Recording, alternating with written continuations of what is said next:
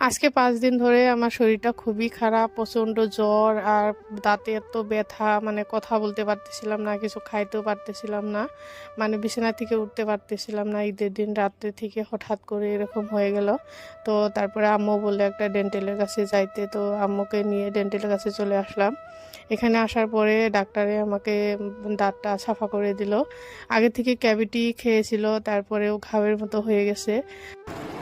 আমার মনে হয় ঈদের দিন যেটা আমি আইসক্রিম খাইছিলাম, আইসক্রিমটা প্রচণ্ড ঠান্ডা ছিল, যার জন্য নাকি আমার দাঁতে ব্যথা বেড়ে গেছে।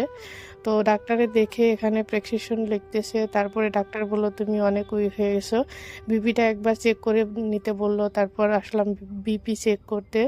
তো বিপি চেক করে দেখি আমার সত্যি খুবই, মানে বিপি লো হয়ে গেছে, শরীরটা উইক হয়ে গেছে। তারপরে হিমোগ্লোবিনও কমে গেছে।